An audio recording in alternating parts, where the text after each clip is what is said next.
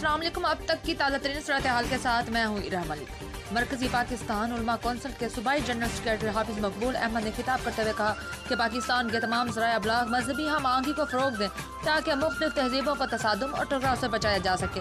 इस्लाम दुश्मन ताकतें हमें कमज़ोर करना चाहती हैं मगर उनकी साजिशें कभी कामयाब नहीं होने देंगे। उलमा कराम बामी इत्तफाक़ व इत्तेहाद से दुश्मन की हर साजिश को नाकाम बनाएंगे। उन्होंने मज़ीद कहा कि दौर हाज़िर में जदीद तरीन ज़राए अबलाग के ज़रिए उम्मत मुसलमा में वहीदत को फ़रोग देने के लिए उलमा अपना फ़रीदा अदा करें। रियासत पाकिस्तान में अमन सुकून कायम करने और दुश्मनाने पाकिस्तान के खिलाफ उलमा मुत्तहिद हो जाए, जज्बा हुब्बुल वतनी को उजागर करें। मुल्क और कौम की इज्तिमाई मफादात को जो कुव्वतें नुकसान पहुँचा रही हैं उनकी हौसला शिकनी करें।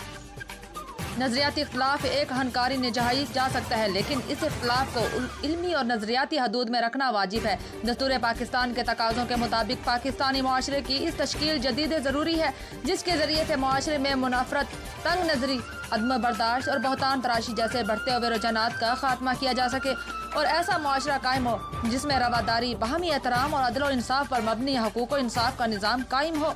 मरकज़ी उलमा कौंसिल पाकिस्तान का मजहबी नफरत के खिलाफ हमेशा अहम किरदार अदा कर रहा है। हमारे अकाबरीन ने तहरीक पाकिस्तान में भी अहम किरदार अदा किया और कौम को मुत्तफ़िक़ा आइन देने में उलमा का ही बुनियादी किरदार है और पाकिस्तान की तरक्की और खुशहाली भी कुरान और सुन्नत के नफाज में मज़मर है। मज़ीद न्यूज़ और अपडेट्स के लिए देखते रहिए सहर जहां न्यूज़।